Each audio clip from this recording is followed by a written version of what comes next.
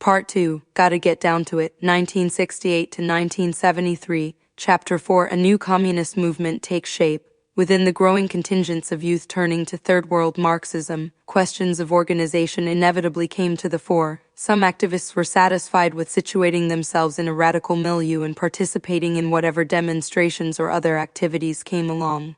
But for those most determined to deepen their political analysis and utilize it as a guide to action, such a local orientation was insufficient. So beginning in 1968, aspiring cadre formed a host of new Marxist groups, or worked to transform mass organizations that had been based on general revolutionary politics into explicitly Marxist or Marxist-Leninist formations.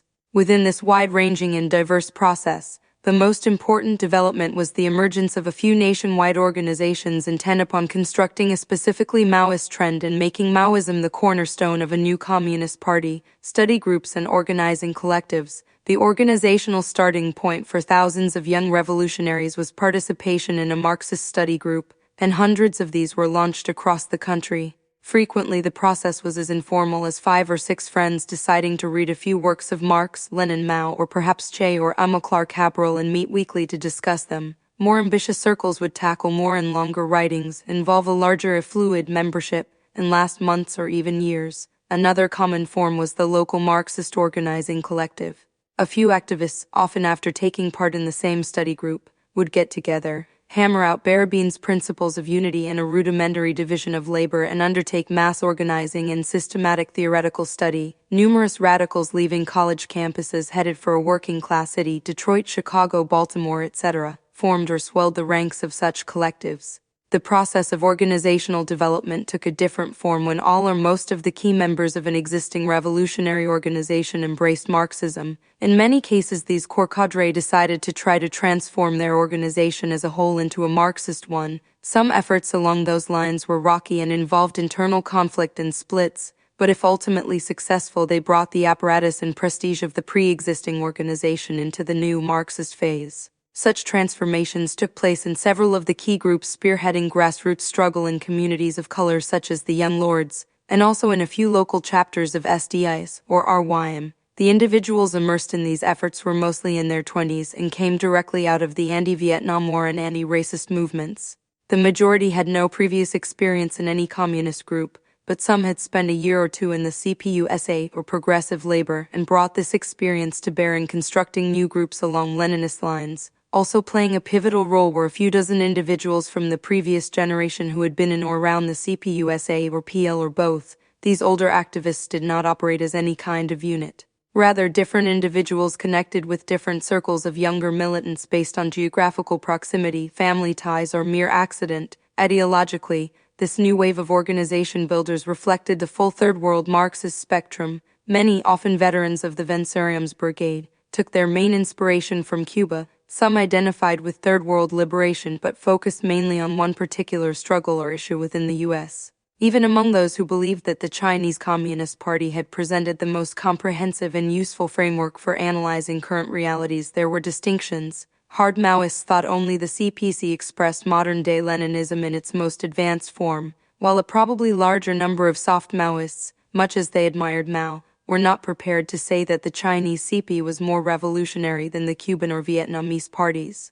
Among all these tendencies, differences over concrete strategies, organizing methods, and tactics were commonplace, and like the social movements from which they emerged, the initial wave of new Marxist organizing efforts started off divided along racial lines, but in these formative years the factors pulling different circles together prevailed over the tendency to fly apart. Almost all those involved believed that they were collectively participating in the revitalization of U.S. communism based on the fresh energy unleashed during the 1960s, hence the widespread appeal of the phrase New Communist Movement, which came into use in the early 1970s. A further common denominator was belief that this new movement was part of a rising international current centered in the Third World.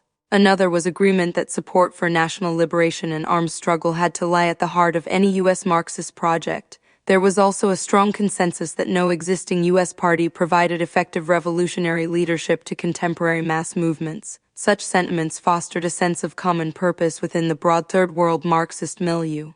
and they overlapped enough with specifically Maoist positions, in particular with China's claim that the CPSU and the CPUSI had fallen into modern revisionism, to give advocates of Maoism an opening to take leadership of this current as a whole. Partisans of Maoism had an ideological head start toward that end, in that the CPS's early 60s polemics proposed concrete strategies for U.S. Marxists in ways that no other Third World Communist Party ever did. Of these, the prime one was to construct a new anti-revisionist vanguard party. Thus it was the more Maoist-oriented sections of the Third World Marxist milieu that first seized the initiative. Their flagship organization, the first new communist group, and up until 1973 to 1974 the largest and most important, was the Revolutionary Union, RU, the Revolutionary Union in Red Papers. RU's origins lay in a decision by three New Left activists to move from Berkeley to the nearby industrial city of Richmond in late 1967. Bob Avakian, an anti-war organizer heavily influenced by the Panthers, was the sparkplug of this small group. His closest ally was Steve Hamilton, who had participated in the free speech movement and then briefly served as the Peel organizer at U's Berkeley. In Richmond, Avakian, Hamilton, and their comrades took up workplace organizing and strike support and set up a young partisans organization targeting working-class youth and community college students. They threw themselves into campaigns for community control of police, and tried to infuse young workers with enthusiasm for projects undertaken by the Black Panthers. In spring 1968, this now expanded corps began to discuss founding a new Marxist-Leninist organization. They drew in other individuals and circles, including a collective at Stanford University led by English professor Bruce Franklin and several older veterans of the CPUSA and PL. One of these, Leibel Bergman, a former PLer who had lived in China, played a role second only to Avakian's in shaping the emerging formation's outlook. In 1968, the Bay Area Revolutionary Union, BRU, was formally launched with units in San Francisco and Oakland, Berkeley, as well as Richmond and Palo Alto. BRU's formation led to greater coordination of its members' organizing projects and fostered more uniformity in tactics. But in these early days, the approaches of different units were far from identical. Some proceeded cautiously, hoping to build a long-term base, while others continued with the flamboyant style and provocative rhetoric, "today's pig is tomorrow's bacon," that characterized sections of the student movement. The most successful BRU initiative was the Richmond Workers' Committee, which played a major role in supporting a strike by workers at Standard Oil in the spring of 1969. The committee also helped facilitate an alliance between the oil workers and the students on strike at San Francisco State. As virtually the first student-worker alliance in more than 30 years, the effort received considerable media attention and was the subject of a widely distributed film produced by the Radical Newsreel Collective. In addition to practical organizing, BRU moved aggressively to define and popularize its version of Marxism and communism. In 1969, the group issued a pamphlet entitled The Red Papers, later known as Red Papers, to the first manifesto of the new communist movement.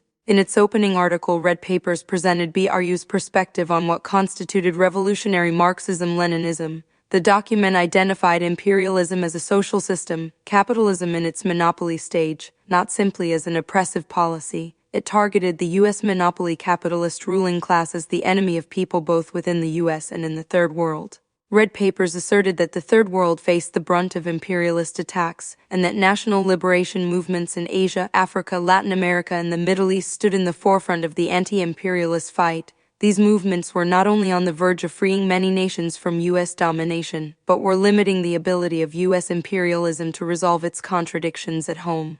For Red Papers, solidarity with national liberation movements was the prime imperative flowing from the principle of proletarian internationalism. Within the U.S., the working class was termed the main revolutionary class. This class was in turn said to have the capacity to rally broader allies by pursuing a multi-sector united front against imperialism. Great stress was placed on the Black liberation struggle, which was considered to have a dual character. First as the freedom struggle of an imported colonial people with a revolutionary thrust in its own right, and second, because the overwhelming majority of blacks are also workers, as an integral forefront component of the working class movement. Less attention was given to the movements of Puerto Ricans, Chicanos, Asian Americans, and American Indians, but these were also identified as simultaneously part of the worldwide anti-imperialist movement and the U.S. workers' movement. The women's liberation struggle was targeted as a major and integral part of the anti-capitalist movement. and BRU called for the leading role in women's liberation to be played by working women. In order to cohere a solid united front and win eventual victory, the leadership of a Marxist-Leninist party was declared an absolute necessity. Further, overturning capitalism required smashing the existing state apparatus, termed in essence a dictatorship of the monopoly capitalist class, and replacing it with a new state, the dictatorship of the proletariat. Red Papers argued that this could not be accomplished peacefully. We recognize the need for organized armed struggle against the power of the state. Assessing the state of the revolutionary movement, BRU estimated that it was still diffuse, loosely connected, and primitive in organization and ideology. It therefore called for forming local collectives on the basis of Marxist-Leninist ideas and commitment to practical work as a transitional step toward a revolutionary party. Red Papers noted the racially divided workings of the emerging revolutionary trend, and though it was not specific about steps to change this situation, the document argued that the vanguard to be must be made up of activists of all racial backgrounds. It further asserted that a major section of the leadership must and would come from people of color, against the brainwash. While the first article in Red Papers advocated positions common to almost all third-world Marxists, the pamphlet's second piece was specifically Maoist, Against the Brainwash, a historical and theoretical defense of Marxism-Leninism aimed at revolutionaries who were still resistant to full-blown communist doctrine, hewed closely to the fundamentalist version of communist history set out by the Communist Party of China. Against the Brainwash criticized the Soviet Communist Party for having copped out on the peoples of the world by making conciliation and collaboration with U.S. imperialism the cornerstone of their policies. The Soviets were accused of developing a new set of bogus theories that were simply updates of the original revisionism of the pre-World War I Second International. These were described in CPC-style shorthand as the three peacefuls and the two wholes, which supposedly constituted the doctrinal heart of modern revisionism. The three peacefuls were belief in the possibility of peaceful transition to socialism in the capitalist countries, the need for peaceful coexistence between capitalist and socialist states, and the notion that socialism will eventually triumph via peaceful competition with capitalist countries. The two wholes were the CPSU's thesis that the Soviet state was no longer the dictatorship of the proletariat but a state of the whole people, and that the CPSU was no longer a strictly working-class organization but a party of the whole people. Allegedly, these propositions opened the door for non-socialist policies not just in the Soviet Party but in the CPUSA, which was alleged to have followed its Soviet mentor into modern revisionism and become a party of dangerous counter-revolutionaries. The abandonment of revolution by the CPSU and CPUSA was presented as only the most recent in a string of opportunist betrayals that had afflicted the communist movement. According to Against the Brainwash, a struggle between bourgeois and socialist ideology, a struggle between two lines, is constant and inevitable within the socialist movement. Ongoing two-line struggle reflects the movement's existence within capitalist society, and the periodic splits within the movement are rooted in this fact. Lenin's great contribution was that he led the revolutionary camp in the great two-line struggle that accompanied World War I. According to Red Papers 1, because Lenin led the affirmation of the revolutionary essence of Marxism and applied it to the new conditions of imperialism, the ideology of Marxism became known as Marxism-Leninism. In the 1960s, Mao Zedong supposedly led the genuine revolutionary forces in a similar polarization. Mao Zedong occupies the same relation to the revolutionary movement that Lenin did in his day, defender of the revolutionary essence of Marxism-Leninism. This is the meaning of the concept, the thought of Mao Zedong.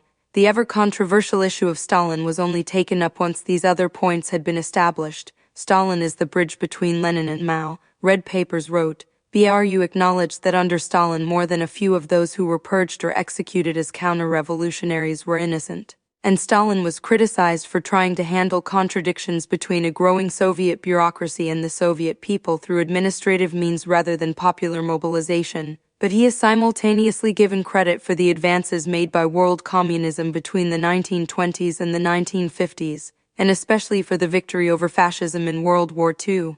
The article's tone was cautious, but in the end it ratified the official Chinese position that Stalin was a great Marxist-Leninist who made some errors. Some could have been avoided, others were scarcely avoidable. Having argued that the true revolutionary tradition ran from Marx and Engels through Lenin, Stalin, and Mao, Red Papers added a critique of rival claimants to a revolutionary heritage. It denounced Trotskyism as characterized by left phrase-mongering and sabotage of mass struggle. It criticized progressive labor, which was said to have made some initial contributions to anti-revisionism, for degenerating into Trotskyist-like left opportunism. It also included a critique of anarchism, which it saw as maintaining some influence among students and contributing to sentiment against building a new vanguard. While the main framework of Red Papers was drawn from Maoism, the pamphlet as a whole was not simply an echo of CPC positions, nor did it constitute an absolutely orthodox Maoist tract. Besides the general third worldism of its opening piece, Red Papers included an article by Steve Hamilton on BARU's early organizing that signaled considerable openness to experiment in practical work. The collection's list of further readings, while mainly composed of works by Marx, Lenin, Stalin, and Mao, included selections from Ho Chi Minh, Frantz Fanon, and Huey Newton that indicate a vision of Third World Revolution broader than the strict Maoist canon. Its ideas on black liberation and on party building, build local collectives, were more reflective of the experience and on-the-ground sentiments of the generation of 1968 than derived from classical texts. It is also noteworthy that throughout the pamphlet the U.S. was painted as the mainstay of the imperialist system, while the USSR was criticized for kowtowing to Washington. There is little or no stress on identifying the Soviet Union as a restored capitalist country or a social imperialist,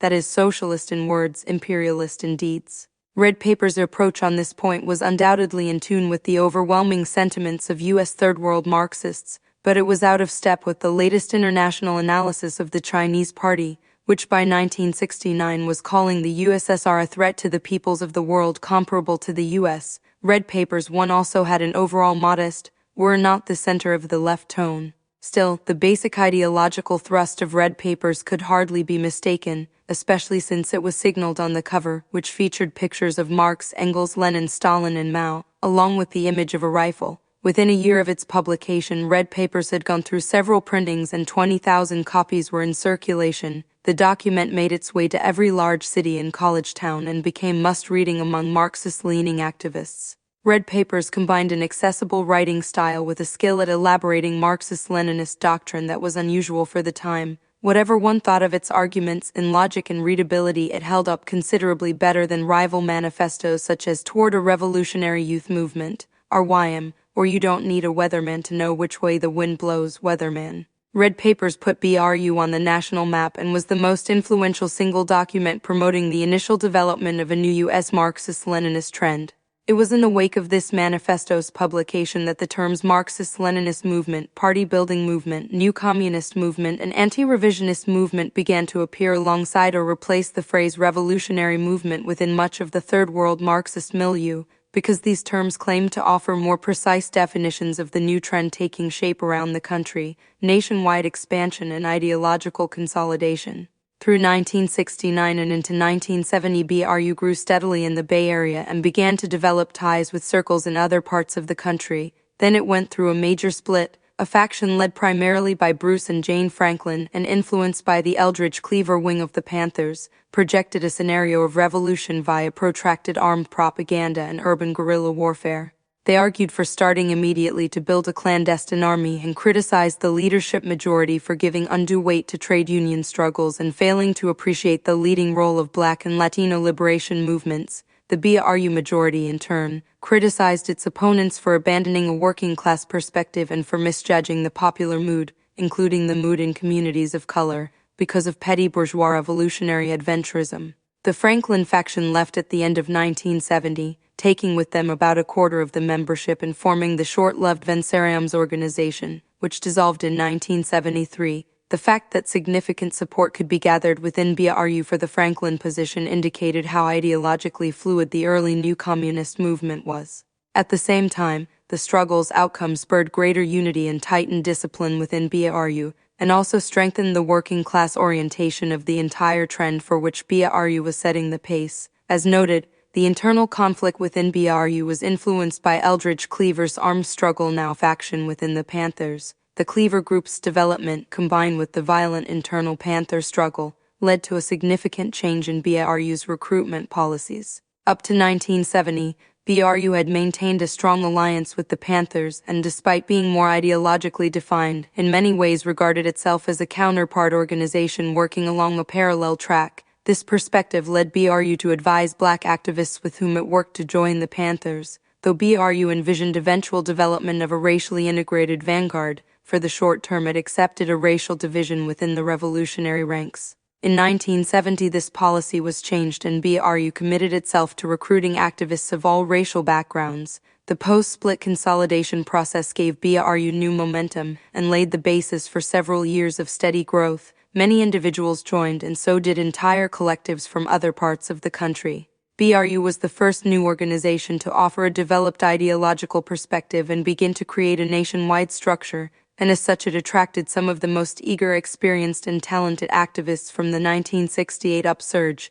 The group changed its name to simply Revolutionary Union (RU), moved its headquarters to Chicago, and termed itself a nationwide purported formation, a term that quickly passed into widespread use. The RU also expanded its practical work. The organization directed members to get jobs in factories or hospitals, post offices, and other non-industrial settings with large concentrations of workers. In a dozen or so cities, RU cadre launched local anti-imperialist newspapers aimed at workers, the Milwaukee Worker, the People's Voice in Detroit, etc., and usually was able to establish small intermediate workers' organizations around these publications.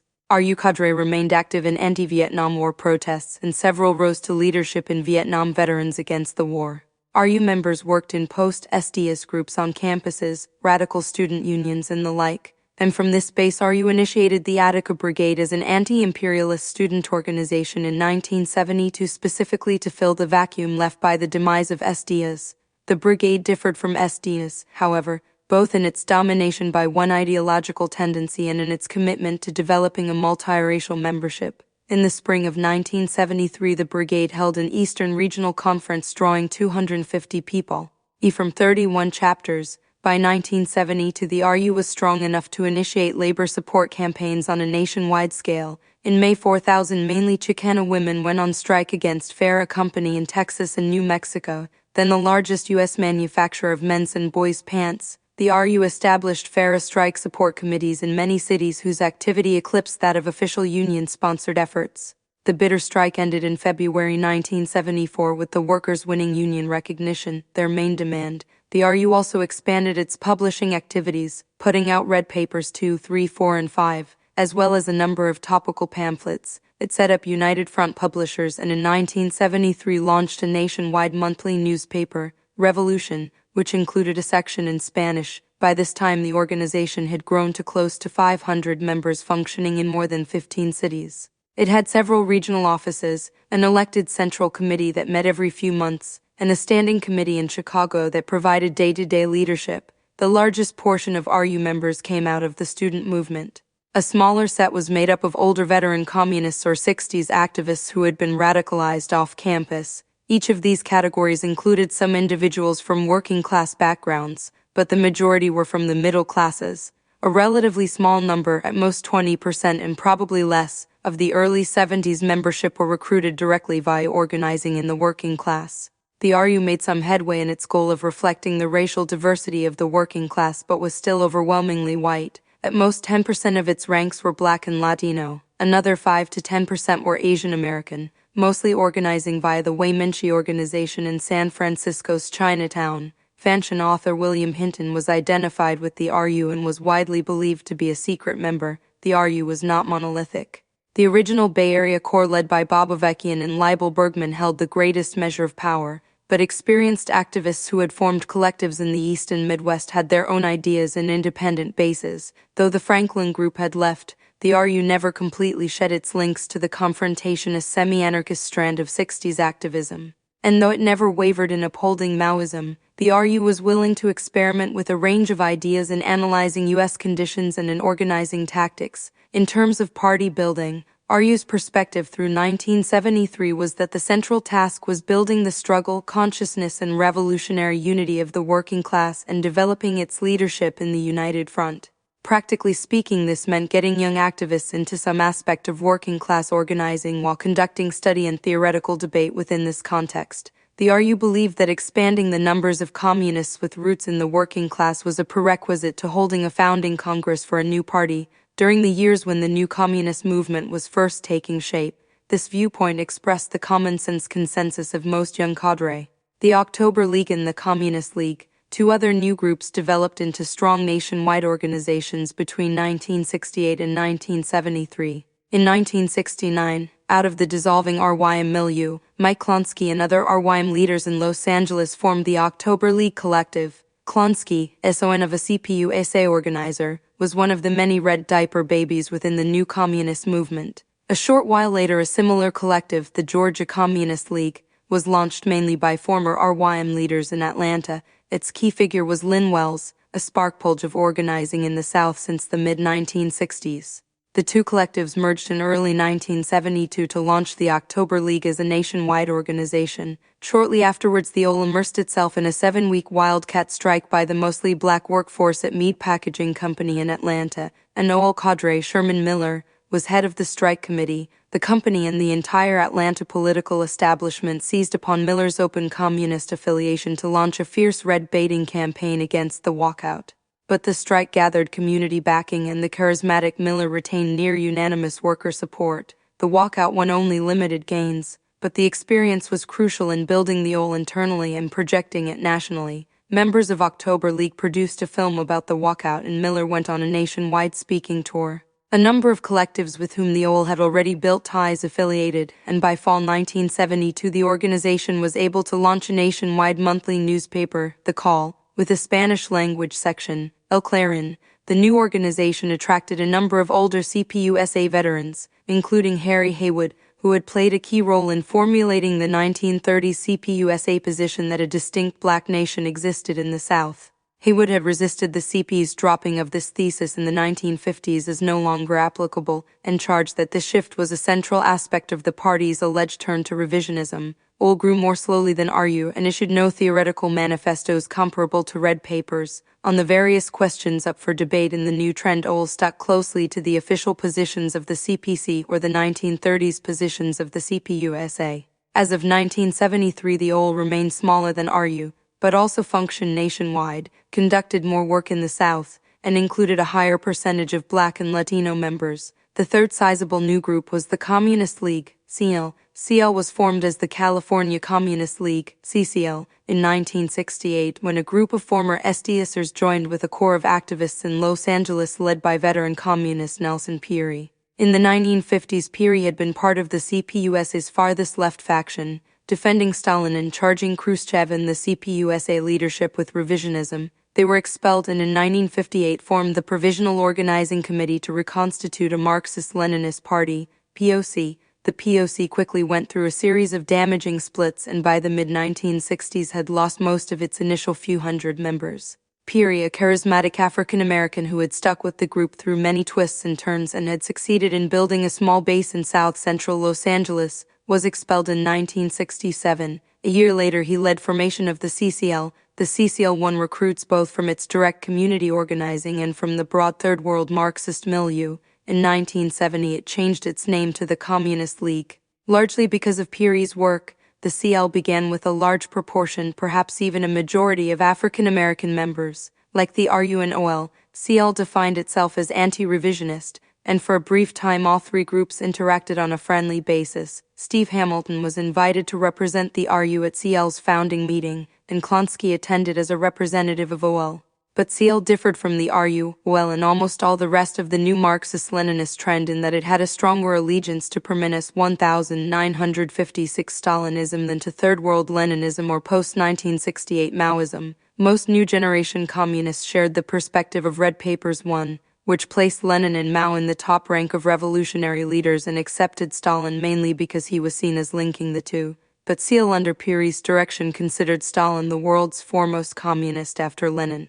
They grudgingly supported Mao because he defended Stalin and called Khrushchev a revisionist, but they remained suspicious of the Cultural Revolution and the concept of Mao Zedong thought, which they believed smacked of petty bourgeois nationalism. Pirie and his comrades also disagreed with the CPC's claim that the CPSU's fall into revisionism translated into the USSR restoring capitalism.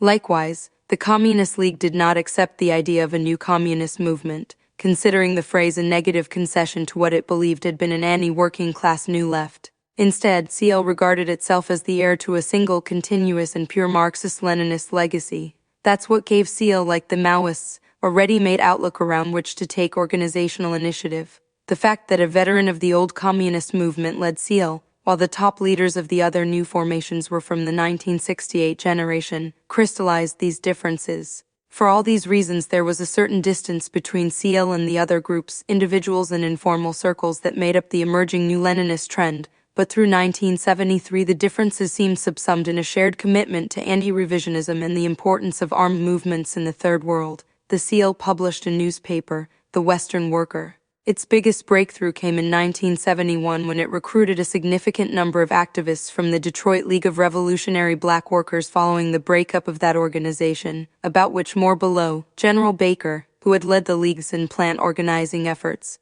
was the most prominent of these. Numbers of Chicano activists coming out of mass campaigns and Marxist study groups in the Southwest also affiliated. By 1973, CL had established itself nationwide, and while it was still smaller than RU and had a lower public profile than either the RU or OL, its roots in the working class were at least as strong, and its proportion of Black and Latino members was significantly higher. New organizations and communities of color. Among the other new groups formed in 1968 to 1973, several of the most important were based within particular racial minorities. From their inception in 1969, both the Red Guard Party in San Francisco and IWORKyun IWK in New York, revolutionary organizations of Asian American youth, were enthusiastic supporters of the CPC. The two organizations merged in 1971, adopted the name IWORKyun, and continued the publication of Getting Together newspaper. In 1972, IWK formally adopted Marxism-Leninism Mao Zedong thought. That same year, the Young Lords Party also adopted Marxism-Leninism Mao Zedong thought and changed its name to the Puerto Rican Revolutionary Workers Organization, PRRWO. Though the Lords had substantially declined in size from their high point of 1,000-plus members in 1970 to 1971, the organization still retained considerable prestige and influence. The Puerto Rican Student Union merged into the new PRRWO that same year, and PRRWO continued to publish the YLP-launched bilingual newspaper Palante. In 1971, the League of Revolutionary Black Workers had dissolved following a split within its leadership. Executive Committee members Mike Hamlin, John Watson, and Ken Cockrell wanted to see the League expand rapidly and stressed ideological education, ambitious use of media, and mass campaigns. Other leaders argued for a slower pace of growth and giving priority to in-plant organizing. These differences were intertwined with an ongoing discussion of how or whether to replicate the League's experience in other cities. When these disagreements could not be resolved, Hamlin, Watson, and Cockrell resigned, in alliance with James Foreman, the most aggressive advocate of nationwide expansion. They launched the Black Workers' Congress. While General Baker and many of the remaining League members joined the Communist League, and for a time adopted a very low public profile, the BWC held a series of well-publicized activities, including a September 1971 national founding meeting in Gary, Indiana that drew 400 delegates. While the organization was named the Black Workers' Congress, it was open to all activists of color, and a number of Puerto Ricans and Asian Americans joined its ranks. Between 1971 and 1973, the BWC functioned as a hybrid group, combining some elements of a Marxist-Leninist cadre formation and some of a looser mass organization. Though it began with considerable prestige, it was unable to develop stable units and successful day-to-day work. Severe internal tensions developed, especially between Foreman and the rest of the leadership. In 1973, a major tightening up occurred. Foreman was charged with extreme individualism and assigned prime blame for the BWC's weaknesses. He was expelled, and the BWC formally adopted an orthodox interpretation of Marxism-Leninism Mao Zedong thought. The main left force in the Filipino community, the Union of Democratic Filipinos, KDP, defined itself as a mass revolutionary organization rather than an explicitly communist one. But the KDP core considered themselves Marxist-Leninists, and the organization as whole positioned itself within the new communist milieu. It anchored solidarity work with the armed struggle led by the Maoist CPP in the Philippines, and developed fraternal relations with the emerging Maoist groups. Slightly later, the Asian Study Group, founded by Jerry Tung, transformed itself into an explicitly communist organization. Then in his early 30s, Tung had been a member of Progressive Labor in the 1960s. He left PL in 1971, after serving time in prison on charges of conspiracy to riot. In 1973, Tung pulled together a number of activists for an intensive study of Marxism-Leninism Mao Zedong thought. Most participants were students from City College and other nearby campuses, but ties were also built with circles of community activists in New York's Chinatown and a similar small group, Yellow Seed, in Philadelphia. These circles soon coalesced into a Marxist-Leninist organization. While not in principle all-Asian, the membership initially was overwhelmingly Asian American. It published a bulletin called Workers' Viewpoint and changed its name to the Workers' Viewpoint Organization in 1974. New multinational organizations, other new groups define themselves as multinational, meaning they aim to recruit among all races and nationalities. Most of these, however, had their roots among circles of white activists and at least initially were predominantly or even exclusively white.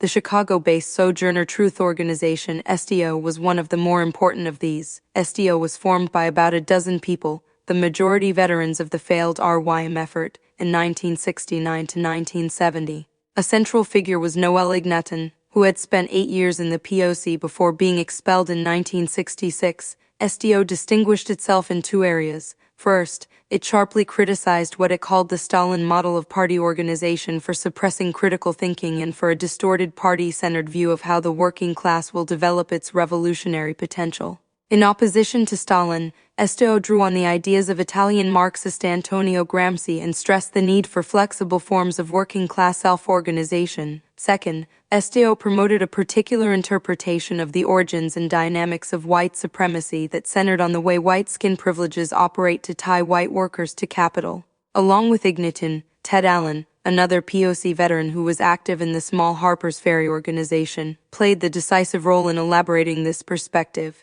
Despite many insights, STO and Harper's Ferry had great difficulty translating these views into sustained organizational growth or in recruiting activists of color. They remained almost all white groups unable to grow beyond 50 or so members. On the national scene, STO played an important role in organizing a 1972 conference in Grailville, Ohio of independent collectives and individuals. Some of the collectives remained in touch with each other and in the mid-1970s formed the short-lived Federation of Independent Marxist-Leninist Collectives, but the conference failed in its main goal of trying to cohere a nationwide tendency to rival RUOL and SEAL. Keeping a much lower profile was the Philadelphia Workers' Organizing Committee, PWOC, formed in 1971. Clay Newlin, a young organizer, was its leading figure. After 1975 to 1976, PWOC played a central role in a second wave of party-building efforts, but in its early years the group focused on local work, especially in trade unions,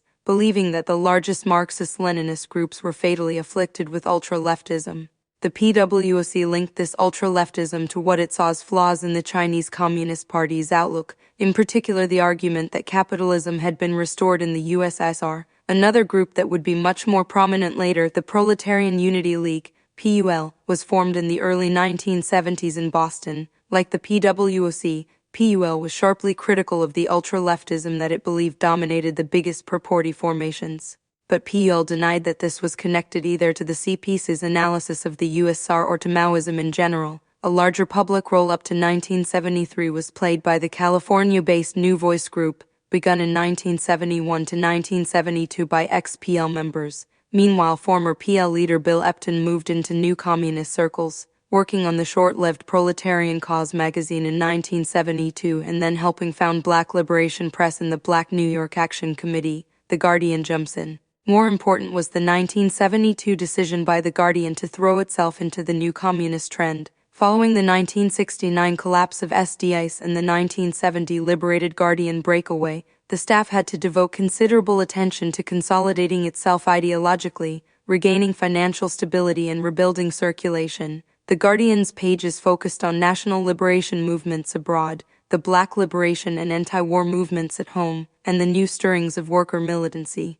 But up to 1972 the paper contained little coverage of the new Marxist-Leninist groups, and considerable distance existed between them and the paper's staff. Matters began to change when Erwin Silber was chosen executive editor in January 1972. That spring he and his wife, veteran activist and blues singer Barbara Dane, traveled around the country to meet with readers and obtain an up-to-date assessment of organizing at the grassroots. They found that the activists with the most energy and sense of direction were associated with recently formed Leninist groups, especially RU. Silber was impressed with the extent and quality of the party-building activity underway and shared this assessment when he returned to New York. His report aroused excitement. Party building particularly tapped into the imagination of the most experienced staff members, including Silber himself, who had shown considerable skill at Marxist analysis beginning as a youth leader in the CPUSA in the 1940s, then as a central figure in the People's Song movement and as editor of Sing Out.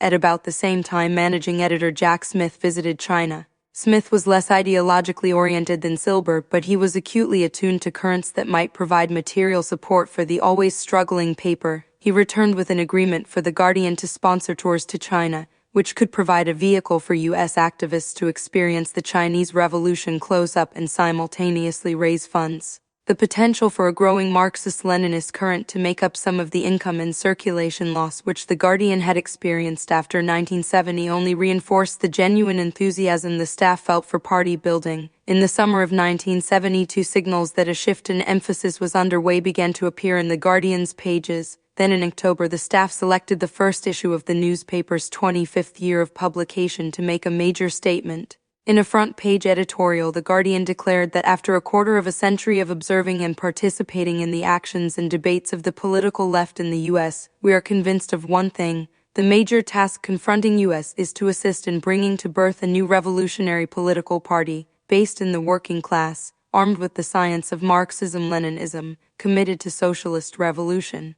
The editorial acknowledged that a newspaper could not create a party, but committed The Guardian to providing a forum to focus and debate the principal questions facing Marxist-Leninists. Other pages in that same issue indicated that The Guardian took its new priority quite seriously. 2 new columns were introduced: Fan the Flames by Silber, which would take up current controversies as well as broad issues of theory and strategy, and From the Bottom Up by Earl O'Farry, which aimed to embody a search for functional and creative methods of struggle based on Marxist-Leninist theory and practice, and to counter the pattern of giving too little attention to the socialist theoreticians evolving out of the struggles of blacks and other national minorities.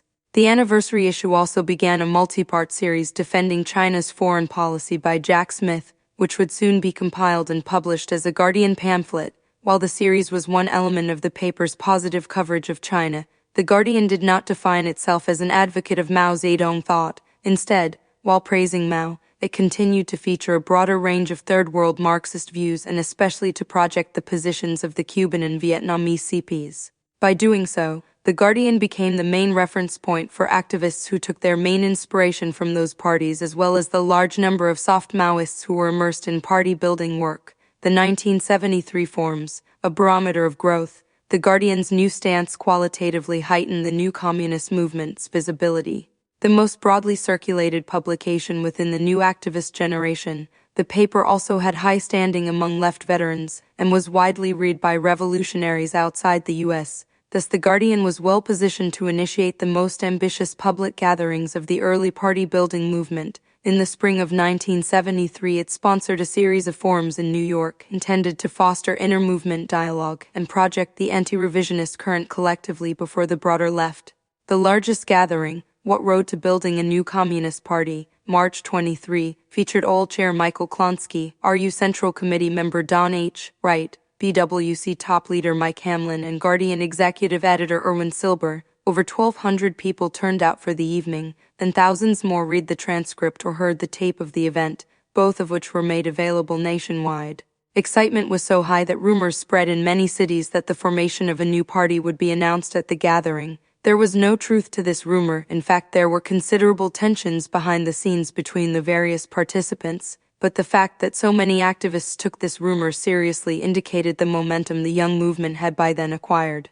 The other forums were titled The Role of the Anti-Imperialist Forces in the Anti-War Movement, The Role of the People's Republic of China in World Affairs, Women in Class Struggle, The Question of the Black Nation, and Roads to Building a Workers' Movement. Attendance averaged about 500. Besides RUOL, BWC, and The Guardian, representatives of PRRWO, IWK, and the Harper's Ferry organization spoke at one or another event. So did Frances Beale from the Third World Women's Alliance, Fanchon author William Hinton, People's Coalition for Peace and Justice leader Sidney Peck, and Vivian Rivera of the Puerto Rican Socialist Party. The Communist League, which until then had kept its distance from The Guardian, privately asked if it could have a speaker at the forum on party building, but the paper's staff turned the request down. A focal point for most party builders of the period, The Guardian Forum served as the best barometer of the movement's strength as of 1973. A mere 5 years earlier, this trend had not existed at all. Now it included several nationwide organizations and many local ones that together could count upwards of 1,000 members.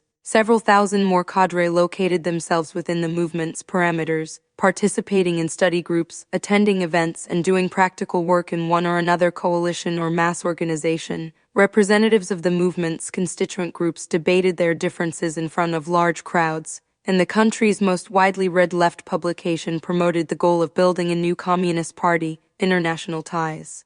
Participants in this emerging current also felt themselves directly linked to their counterparts across the globe. Such sentiment went beyond identification with the prestigious revolutionary parties of China, Vietnam, and Cuba. By 1973, young people who had taken to the streets in the late 1960s had formed new Leninist parties or party-building groups in numerous countries. As in the U.S., many of these included or built on initial structures set up by communists from a previous generation who had supported China in the Sino-Soviet split. Among the most important new organizations formed in the Third World were the Communist Party of the Philippines, launched in 1968 on the basis of Marxism-Leninist Mao Zedong th. And the Communist Party of India, Marxist-Leninist, formed by rebels engaged in armed struggle mostly in West Bengal in 1969. Significantly, new communist organizations also sprang up in the advanced industrial countries where conditions more closely paralleled those in the U.S. In France, Maoist groups proliferated after the watershed uprising of 196,817 and their ranks numbered in the thousands. In 1968, the first efforts to launch new anti-revisionist organizations were made in West Germany. By 1973, the new Communist Party of Germany, KPD, Communist League, KB, Communist League of West Germany, KBW, and other groups were moving toward their peak of 10,000 combined members and a significantly broader support periphery. Different organizations of Italy's strong extra-parliamentary left were exploring merger possibilities, and new Marxist-Leninist and Maoist groups were taking shape in other countries all across Western Europe and in Japan. In Canada, 1972 saw the first steps toward forming in struggle, one of the two main organizations. The other was the Canadian Communist League, which comprised that country's self-designated new communist movement. The history of the new Marxist-Leninist formations in these different countries, which is beyond the scope of this book 21, in broad outline paralleled the rise and decline of the new communist movement in the U.S., and in the early 1970s they were on the rise. U.S. Marxist-Leninists kept themselves informed about these party-building efforts in other countries, and the larger U.S. groups sought to develop direct links with these generational and political counterparts. Belief spread through the new communist ranks that not just in a general ideological sense, but in concrete organizational terms, this movement was expanding around the globe. It was no wonder that new communist movement activists were flush with optimism.